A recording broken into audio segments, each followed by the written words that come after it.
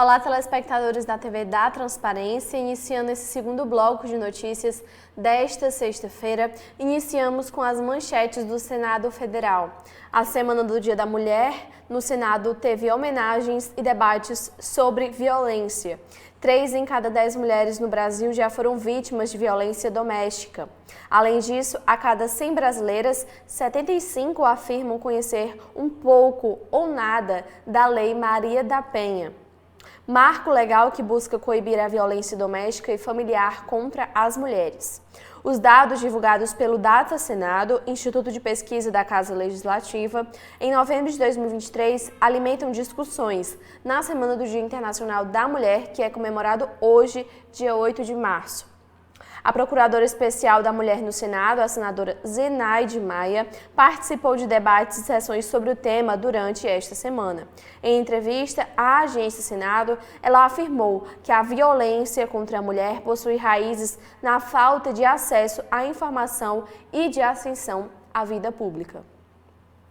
Outro destaque que temos é que a Comissão de Assuntos Econômicos faz na próxima terça-feira, dia 12 de março, às 14 horas, uma audiência pública interativa sobre o projeto de lei que modifica o salário mínimo dos médicos e cirurgiões dentistas e aumenta os valores da hora extra e do adicional noturno desses profissionais. De acordo com o PL 1365 de 2022, o piso salarial de médicos e dentistas seria fixado em R$ 10.991,19 para a jornada de trabalho de 20 horas semanais. Além disso, o projeto apresentado pela senadora Daniele Ribeiro, do Progressistas da Paraíba, aumenta em pelo menos 50% o valor adicional de horas extras e também noturno. Outra manchete é que líderes partidários debateram ontem, quinta-feira, dia 7, as alternativas para a manutenção do PERSE, que é o Programa Emergencial de Retomada do Setor de Eventos, que foi beneficiado durante o período de pandemia da Covid-19. O governo busca limitar a renúncia fiscal que o programa representa e, para isso, deve enviar um projeto de lei com urgência constitucional sobre o assunto e sobre a redução da contribuição previdenciária e também a municípios.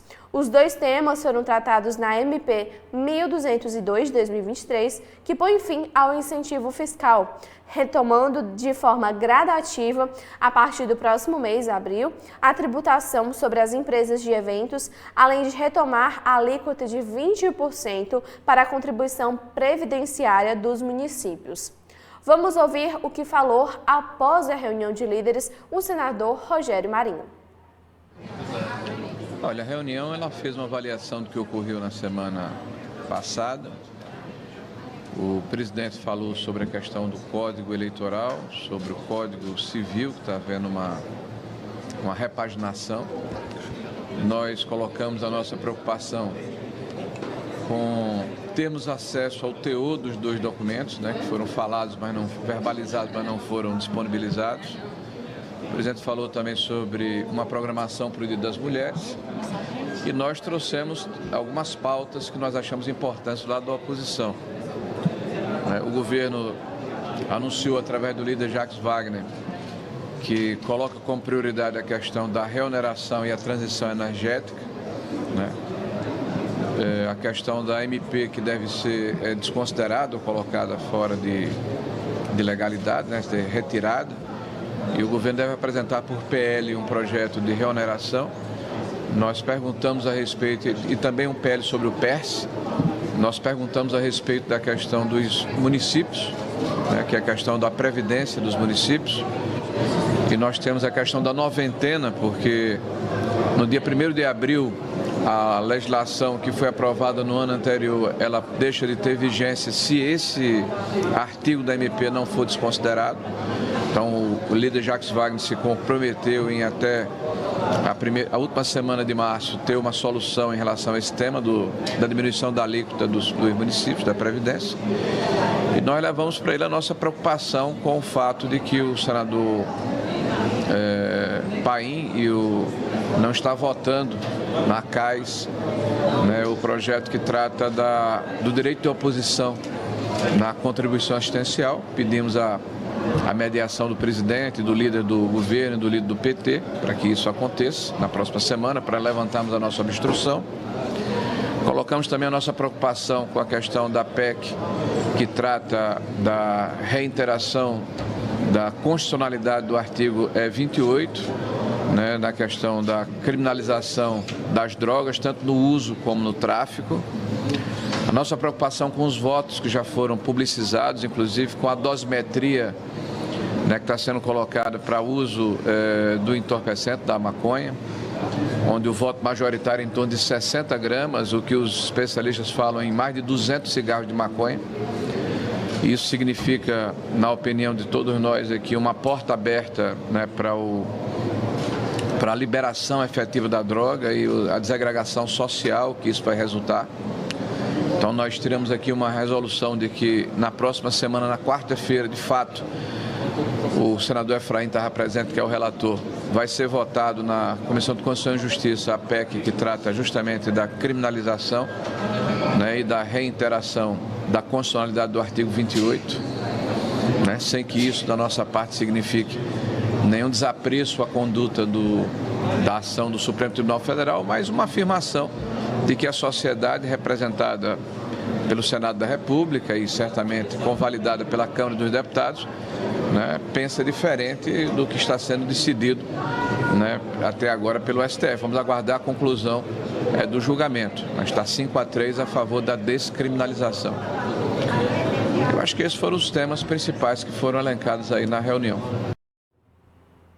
Após essas manchetes do Senado Federal, quais são as atualizações na manhã de hoje da Câmara dos Deputados, Amanda? Olá, Letícia. Olá, você que nos acompanha aqui na TV da Transparência. Começando com os destaques, né? Falando agora sobre os destaques da Câmara dos Deputados, nós temos que a Procuradora da Mulher na Casa diz que a estrutura partidária ainda é uma barreira para as candidaturas femininas. No mês da luta pelos direitos da mulher, a Procuradora da Mulher da Câmara dos Deputados, a deputada Soraya Santos, ressaltou que a presença feminina da política vai muito além de discutir temas relacionados a mulheres, associados, né, a mulheres, como a violência doméstica. Para aumentar a presença de mulheres em espaço de decisão e de poder, a Procuradora defende ações para combater a violência política de gênero.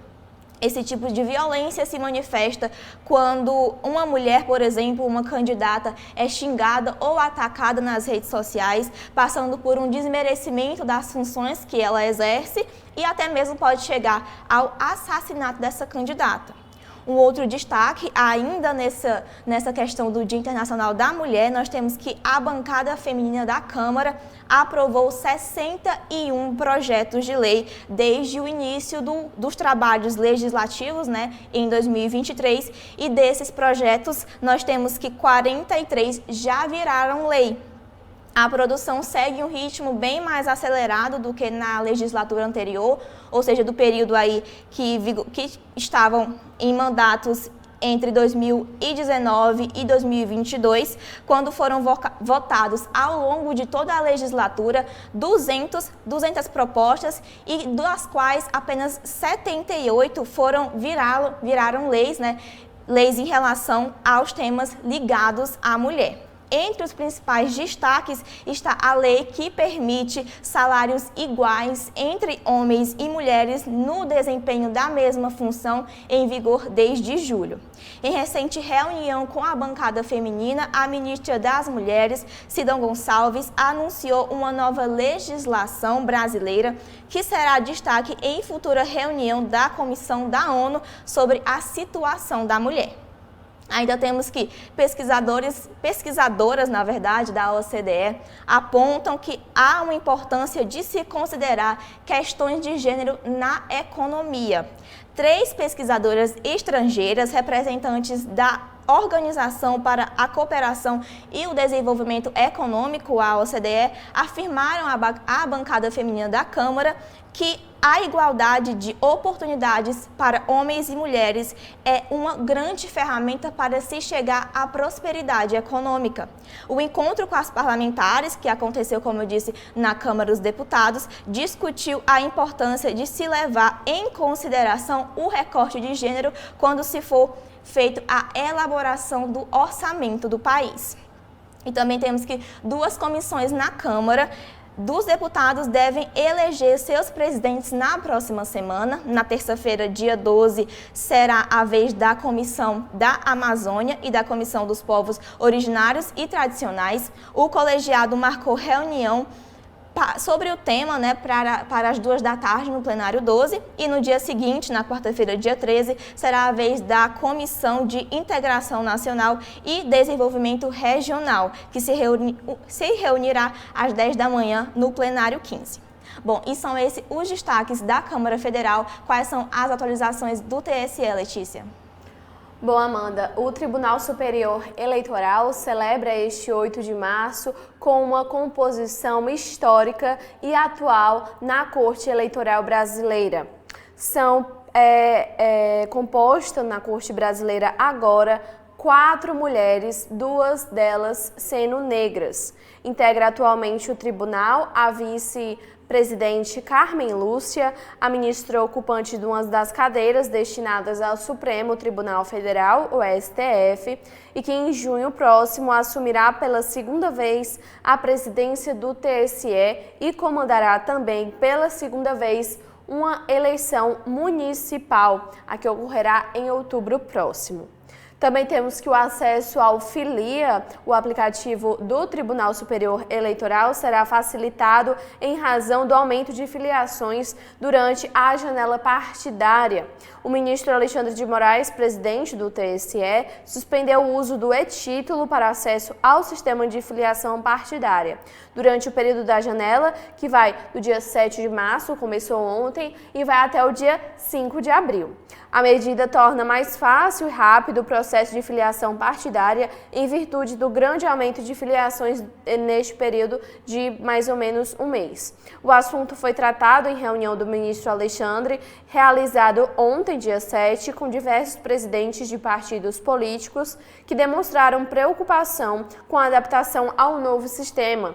De acordo com os dirigentes partidários, após mudanças feitas este ano no sistema Filia, as legendas têm encontrado dificuldades no cadastro, como, por exemplo, lentidão no acesso às pessoas sem biometria, o que pode atrapalhar milhares de pessoas interessadas em concorrer ao pleito municipal nos mais de 5.500 municípios brasileiros.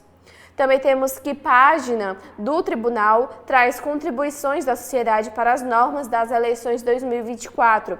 O portal do TSE na internet disponibiliza para acesso público todas as contribuições da sociedade civil, de agremiações, das resoluções relativas às eleições municipais deste ano, aprovadas nas últimas semanas, foram 12 aprovadas. E a medida reforça as políticas de transparência pública e de compromisso com a justiça eleitoral, com a participação da sociedade. A página das audiências públicas sobre as minutas das resoluções realizadas em janeiro deste ano foi reformulada, incluindo agora a aba Resumo dos Trabalhos, com o número de processos analisados, as minutas da audiência, tabela com contribuições acatadas, acatadas parcialmente e também as não acatadas, sem nome dos proponentes. E também aquelas resoluções que também foram aprovadas. Agora, para encerrar o nosso programa, quais são as últimas atualizações do Supremo Tribunal Federal, Amanda? Bom, Letícia, o Supremo Tribunal Federal destaca que no início da sessão de ontem, que foi véspera, do dia de hoje, o Dia Internacional da Mulher, o presidente do Supremo, o ministro Luiz Roberto Barroso, afirmou que a igualdade de gênero ainda é uma luta inacabada, mas que já foram conquistadas diversas vitórias. O ministro destacou que a Constituição Federal de 1988 foi responsável por grandes avanços, como a equiparação da união estável a unidades familiares, o fim da condição do homem como chefe da sociedade conjugal e a garantia do trabalho da mulher no mercado de trabalho, né, do acesso da mulher a esse mercado. Ele observou, contudo, que a violência doméstica é uma epidemia a ser enfrentada no país e anunciou que o Conselho Nacional de Justiça, o CNJ, do qual ele também é presidente, prepara uma campanha para a conscientização sobre o problema. Ainda no âmbito do CNJ, ele salientou que foi estabelecida desde o ano passado a obrigatoriedade das diretrizes do protocolo para julgamento com perspectiva de gênero pelo Poder Judiciário Nacional. Com isso, os tribunais passaram a ter que levar em conta durante os julgamentos as especificidades das pessoas envolvidas, a fim de evitar preconceitos e discriminação de gênero, além de dar prioridade para o julgamento de casos de feminicídio. A ministra Carmen Lúcia, né, já ela falou que é a única mulher em atual composição do Supremo. Ela afirmou que, embora a justiça seja representada por uma figura feminina, as mulheres continuam sendo desvalorizadas nos campos profissional, social e econômico, mesmo após 35 anos de vigência de uma Constituição que estabeleceu expressamente a mesma igualdade entre homens e mulheres. Ela disse, abre aspas, mesmo sendo obrigação atuar igualmente, as possibilidades desta construção conjunta muitas vezes nos é negada. Dizem que fomos silenciosas historicamente. Mentira, nós fomos silenciadas, mas sempre continuamos falando, embora muitas vezes não sendo ouvida. Fecha aspas, foi o que a ministra Carmen Lúcia declarou ontem. Ainda em relação ao Dia Internacional da Mulher no Supremo, houve a inauguração de uma exposição em homenagem a esse dia. Na abertura da mostra, o presidente supremo, né, Luiz Roberto Barroso, salientou que a igualdade de gênero ainda é uma luta inacabada e, em suas palavras, um compromisso com a relação ao qual nós temos que continuar a empenhar. Segundo o ministro, o tribunal está organizando uma grande campanha institucional com o objetivo de desnaturalizar a cultura ainda introjetada em muitas partes do Brasil de que o homem tem direitos sobre a mulher. Ao seu ver, é preciso fazer um grande esforço para essa mudança cultural. E para encerrar, nós temos que o ministro Gilmar Mendes suspendeu o trâmite das ações da Justiça do Trabalho que envolvem a aplicação de tese que o intervalo de recreio escolar integra necessariamente a jornada de trabalho dos professores, ou seja, faz parte do tempo em que se encontram à disposição do empregador. Em análise preliminar, no caso, o ministro considerou que as decisões judiciais que aplicam essa tese, firmada pelo Tribunal Superior do Trabalho, violam os princípios da legalidade, da livre iniciativa e da intervenção mínima na autonomia da vontade coletiva. Segundo o decano, o TST compreende que o recreio deve ser computado como um tempo efetivo de serviço, pois se trata de um curto período entre os tempos de aula que não permite que o trabalhador venha a exercer uma outra atividade. Ocorre que, segundo Gilmar Mendes, esse entendimento traz uma presunção absoluta que não admite prova em contrário, sem que exija previsão legal e ofendendo a autonomia da vontade coletiva de professores e instituições de ensino. Bom, foram esses os destaques do STF, Letícia. Encerrando esse segundo bloco de notícias desta sexta-feira, agradecemos a audiência de todos e vocês podem continuar acessando o nosso canal do YouTube da TV da Transparência. Até logo!